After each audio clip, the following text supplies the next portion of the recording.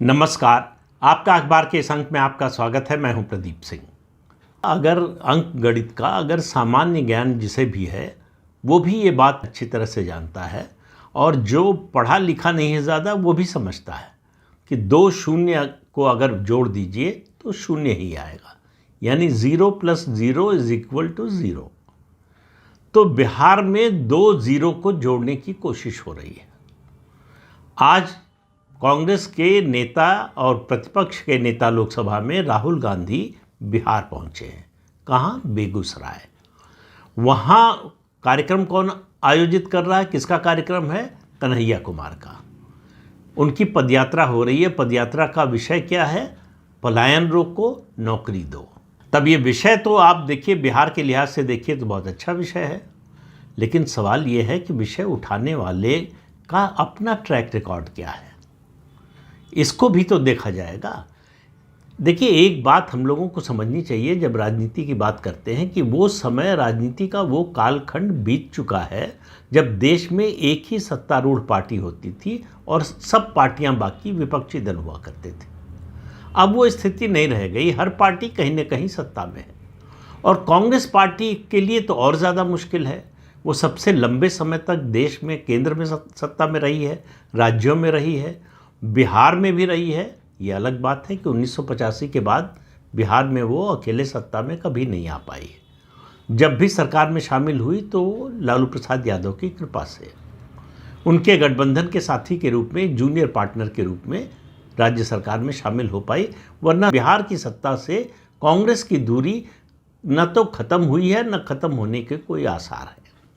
अब आप कहेंगे कि ये बात, ये भविष्यवाणी क्यों कर रहे हैं? भविष्यवाणी नहीं कर रहा हूँ, कुछ तथ्य बताने जा रहा हूँ। राहुल गांधी का नया नारा क्या है, नया अभियान क्या है, नया नैरेटिव क्या है, एजेंडा क्या है? जिसकी जितनी संख्या भारी उसकी उतनी हिस्सेदारी। तो वो संख्या के आधार पर, यानी जाति की बात कर रहे हैं कि जिस जाति की जितनी संख्या हो उसको उतना जो है हिस्सा मिलना चाहिए। तो किसके अभियान के लिए गए हैं? कन्हैया कुमार के। किसी दलित के अभियान के लिए नहीं, पिछड़ा वर्ग के लिए नहीं, अति पिछड़ा वर्ग के लिए नहीं है, मुसलमानों के लिए नहीं है। जिस गठबंधन में शामिल हैं उसका जो जनाधार है, कोर वोट है, मुसलमान और यादव, उस वोट के एक तरह से खिलाफ कन्हैया कुमार उसके विरोध का प्रतीक है। और कन्हैया कुमार विरोध का प्रतीक हैं, ये केवल बात कहने की नहीं है। कन्हैया कुमार क्या बैगेज लेकर आए हैं ये देखिए। कन्हैया कुमार जवाहरलाल नेहरू विश्वविद्यालय के छात्र संघ के अध्यक्ष रहे, सीपीआई के नेता थे, सीपीआई में थे, कांग्रेसी नहीं है पुराने। राहुल गांधी ने उनको कांग्रेसी बनाया। उनको बड़ी उम्मीद नज़र आती है कन्हैया कुमार में। एनएसयूआई का प्रभारी भी बनाया था, और उनको चुनाव 2024 में कोशिश की बेगूसराय से लड़ाने की। गठबंधन था आरजेडी से। लालू प्रसाद यादव बिल्कुल तैयार नहीं हुए। लालू प्रसाद यादव के लिए कन्हैया कुमार जैसे सांड को लाल कपड़ा दिखाएं उस तरह से है। लालू प्रसाद यादव को लगता है कि कन्हैया कुमार का अगर कद बढ़ाने की कोशिश हुई, कन्हैया कुमार को बिहार की राजनीति में खास तौर से स्थापित करने की कोशिश हुई, तो सीधा खतरा वो तेजस्वी यादव के लिए बनेंगे। अब ऐसे में उन्होंने, अगर आप 2019 का चुनाव याद कीजिए, तब भी कन्हैया कुमार चुनाव लड़े थे सीपीआई के टिकट पर, और लालू प्रसाद यादव और आरजेडी ने उनका समर्थन नहीं किया गठबंधन होने के बावजूद। तो उस चुनाव में भी विरोध किया, विरोध में उम्मीदवार उतारा। कन्हैया कुमार हार गए थे भाजपा के गिरिराज सिंह से। और उसके बाद 2024 में राहुल गांधी ने पूरी ताकत लगा दी, लेकिन लालू प्रसाद यादव पसीजे नहीं, बिहार से कन्हैया कुमार को टिकट देने के लिए तैयार नहीं हुए। समर्थन विरोध तो बात की बात है। तो राहुल गांधी उनको दिल्ली ले आए। दिल्ली ले आए तो नतीजा ये हुआ कि दिल्ली के कई बड़े नेता कांग्रेस पार्टी के इसके विरोध में पार्टी छोड़ गए, ज़्यादातर भाजपा में चले गए। लेकिन राहुल गांधी का विश्वास अभी तक कन्हैया कुमार पर बना हुआ है। कन्हैया कुमार की कोई राजनीतिक उपलब्धि नहीं है। एक समय था जब वो जेएनयू में स्टूडेंट यूनियन के अध्यक्ष थे, तो उनका एक भाषण हुआ था जिसके बाद देश भर के कम्युनिस्टों और ख़ास तौर से भाजपा विरोधियों में एक लहर उठी थी और कन्हैया कुमार को पेश किया जा रहा था मोदी के प्रतिद्वंदी के रूप में कि बस देश में प्रधानमंत्री नरेंद्र मोदी का जवाब मिल गया है। कन्हैया कुमार वही है जो टुकड़े टुकड़े गैंग के साथ थे, जिन पर मुकदमा, मुझे लगता नहीं कि अभी दिल्ली पुलिस ने जो मुकदमा दायर किया था वो खत्म हुआ है। तो कन्हैया कुमार ये लेकर कांग्रेस पार्टी में आए और उस टुकड़े टुकड़े गैंग के कार्यक्रम में राहुल गांधी भी गए थे, वो भी वहाँ मौजूद थे। तो टुकड़े टुकड़े गैंग के लोग राहुल गांधी को बहुत प्रिय हैं और उनके साथ वो खड़े नज़र आते हैं। लेकिन वो बात थोड़ी पुरानी हो गई, नई बात करते हैं। इस समय देश में सबसे बड़ा मुद्दा क्या है? सबसे बड़ा न कहें तो सबसे चर्चित मुद्दा क्या है? वो है वक्फ संशोधन विधेयक, जो संसद के दोनों सदनों से बहुमत से पारित हो गया। राष्ट्रपति के उस पर दस्तखत हो गए, अब वो कानून बन गया है। और उस कानून बनने से पहले ही इतनी जल्दी में भाजपा विरोधी जो ताकतें हैं कि वो सुप्रीम कोर्ट पहुंच गए उसको चैलेंज करने के लिए, और उसमें सबसे आगे है कांग्रेस पार्टी। अब कांग्रेस पार्टी जिस कानून को जो संसद से पास हुआ है संविधान विरोधी मानती है, उस कानून के विरोध में सुप्रीम कोर्ट पहुंच गई। ठीक है भाई, आप इसका विरोध कर रहे हैं तो आप अदालत में जा रहे हैं, ये संविधान विरोधी है और सुप्रीम कोर्ट इसको जो है रद्द करे। लेकिन उस कानून पर संसद में जब बहस चल रही थी तो राहुल गांधी बोलने को भी तैयार नहीं हुए।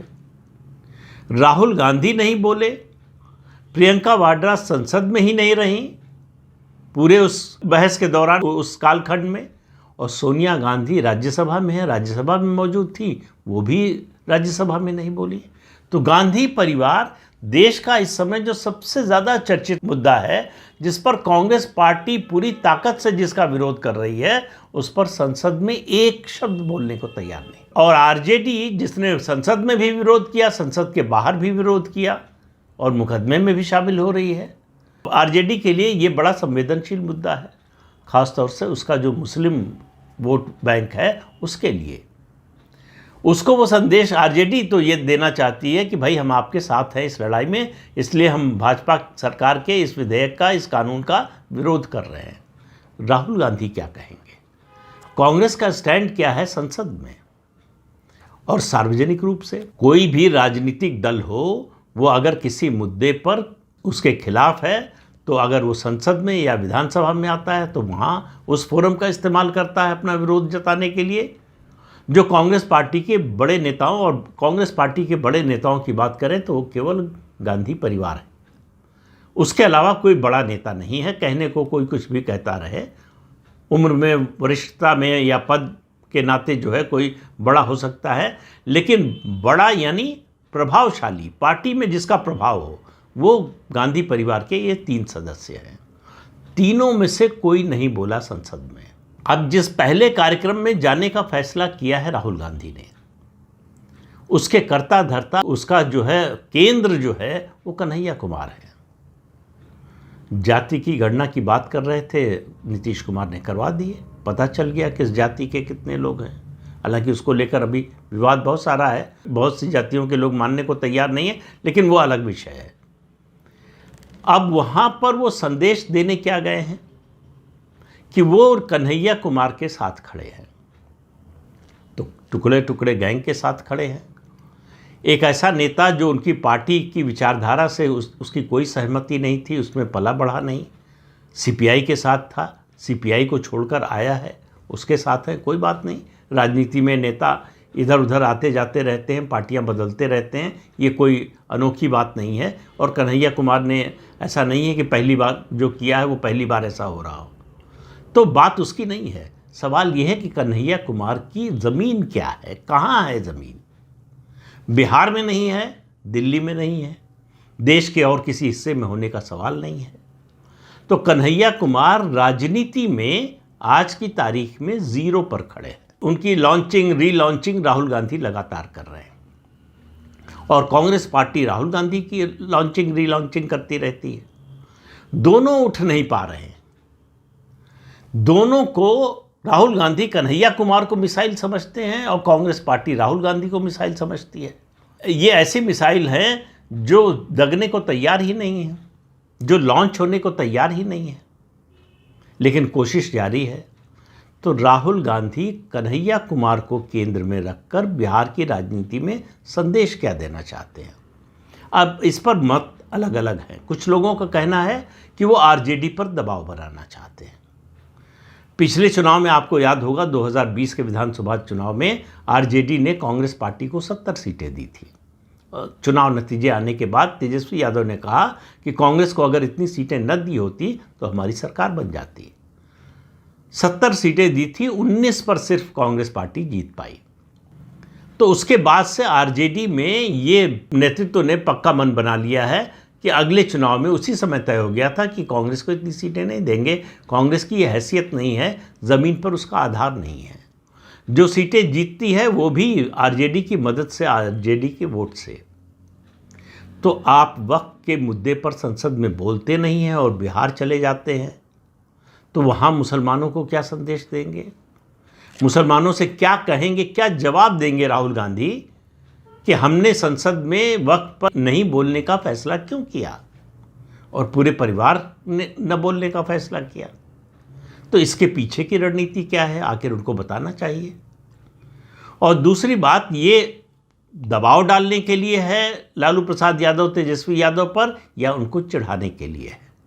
ये इसलिए कह रहा हूं कि उस राहुल गांधी के जाने से 2 ही दिन पहले कांग्रेस के जो राष्ट्रीय अध्यक्ष हैं मल्लिकार्जुन खड़गे, उन्होंने उत्तर प्रदेश और बिहार के नेताओं से कहा कि अपनी ताकत इतनी बढ़ाइए कि हमें सहयोगियों की ज़रूरत न पड़े। तो क्या कांग्रेस पार्टी बिहार में आरजेडी से अलग होकर चुनाव लड़ने की तैयारी कर रही है? पार्टी राष्ट्रीय पार्टी है, फैसला कर सकती है, लेकिन सवाल यह है कि ज़मीन पर कुछ है क्या आपके पास? जो कुछ है वो कृपा से लालू प्रसाद यादव की है।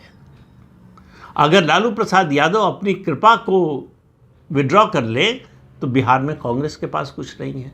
इसी तरह से उत्तर प्रदेश में अखिलेश यादव अपनी कृपा को हटा ले तो उत्तर प्रदेश में कांग्रेस पार्टी के पास क्या है? 2019 के लोकसभा चुनाव में 1 सीट मिली थी लोकसभा की, और 2022 के विधानसभा चुनाव में 2 सीटें मिली थी 403 में से। ये है ज़मीन पर कांग्रेस की ताकत। तो कांग्रेस उत्तर प्रदेश बिहार में जो भी है वो अपने सहयोगी दल के बल पर है, उसकी कृपा से है। तो राहुल गांधी का आप देखिए राजनीतिक अभियान जो है या आंदोलन की कोशिश, वो इवेंट मैनेजमेंट नहीं होता। राहुल गांधी ने बेगूसराय बिहार जाने से पहले एक वीडियो जारी किया, कहा कि मैं आ रहा हूं बेगूसराय, और विषय बताया कि पलायन रोको नौकरी दो, इस विषय पर जो है पदयात्रा शुरू कर रहे हैं कन्हैया कुमार उसमें शामिल होने के लिए। और कहा गया कि सब लोग सफ़ेद टी-शर्ट पहन कर आएँ। ये इस तरह का दृश्य हमने, जो कॉरपोरेट्स करते हैं, इवेंट करते हैं अपने प्रोडक्ट के प्रचार के लिए, वो इस तरह का काम करते हैं कि ये ड्रेस कोड होगा, ये पहन कर आएंगे, टी-शर्ट पर ऐसा लिखा होगा। ये सब जो है वो कॉरपोरेट इवेंट में तो चल जाता है, प्रोडक्ट का प्रचार करना होता है, लेकिन राजनीतिक दल, उसका प्रोडक्ट उसका विचार है, उसकी नीतियां हैं, उसका कार्यक्रम है। अगर नीतियां, कार्यक्रम और विचार नहीं हैं तो सफ़ेद टी शर्ट पहनिए या नीली पहनिए या काली पहनिए, उससे कोई फ़र्क नहीं पड़ता है। लेकिन राहुल गांधी को अभी तक 20 साल संसदीय राजनीति में रहने के बाद नहीं समझ में आया है कि राजनीति की गंभीरता क्या है। तो उनको तो संसद की गंभीरता भी समझ में नहीं आया। संसद में भी टी शर्ट पहन कर जाते हैं, और मुझे लगता है कि शायद, कम से कम मुझे जितना याद है उसमें मैं कह सकता हूं कि पहले सांसद हैं जिनको लोकसभा अध्यक्ष ने टोका है कि मर्यादित व्यवहार कीजिए सदन के अंदर। इससे पहले मुझे याद नहीं आ रहा कि किसी सांसद को टोका हो, और नेता प्रतिपक्ष को तो कभी नहीं। लेकिन राहुल गांधी के साथ ये भी हो सकता है, लेकिन उन्हें कोई फर्क नहीं पड़ता। उनको लगता है कि वो जो कर रहे हैं सिर्फ वही सही है, बाकी जो लोग बोल रहे हैं उनके विरोधी हैं, उनसे जलते हैं या उनसे ईर्ष्या करते हैं या हर हाल में उनका विरोध करना चाहते हैं। तो ये जो खेल शुरू किया है कांग्रेस पार्टी ने बिहार में, अब इसको सेल्फ गोल कहें, अपने पैर पर कुल्हाड़ी मारना कहें, या अच्छी रणनीति कहें, या तो आप तय कर लीजिए कि हम चाहे जितना समय लगे पार्टी का अपना संगठन, अपना ढांचा खड़ा करेंगे बिहार में या उत्तर प्रदेश में। अभी बात बिहार की ही हो रही है। तो आप तय कीजिए, हम अकेले लड़ेंगे, हम आरजेडी के साथ गठबंधन में नहीं जाएंगे। क्योंकि जब आप आरजेडी का जो कोर वोट है उसको चुनौती देते हैं, और चुनौती देने के लिए ज़रूरी नहीं कि उसके खिलाफ ही बोले, आपका काम बोलता है खिलाफ। तो वक्फ संशोधन विधेयक पर जो रवैया रहा है राहुल गांधी का और गांधी परिवार का, उससे मुझे नहीं लगता कि बिहार का आरजेडी का कोई मुस्लिम वोटर खुश होगा। तो राहुल गांधी इस रैली में शामिल होकर या इस कार्यक्रम में शामिल होकर कन्हैया कुमार जो एक तरह से लालू प्रसाद यादव, तेजस्वी यादव के विरोध का प्रतीक है, उनके साथ खड़े होकर संदेश क्या देना चाहते हैं। तो अक्सर सोशलिस्ट जो है राजनीति में मजाक में या इस तरह से बात करते हुए कहते थे, पार्टनर तुम्हारी पॉलिटिक्स क्या है। तो आज बिहार के लोग पूछ रहे होंगे कि राहुल गांधी आपकी पॉलिटिक्स क्या है। आप आरजेडी के साथ हैं, आरजेडी के विरोध में हैं। आप वक्फ के समर्थन में हैं, वक्फ के विरोध में हैं। अगर विरोध में हैं तो वो विरोध संसद में क्यों नहीं दिखा आपके भाषण के रूप में।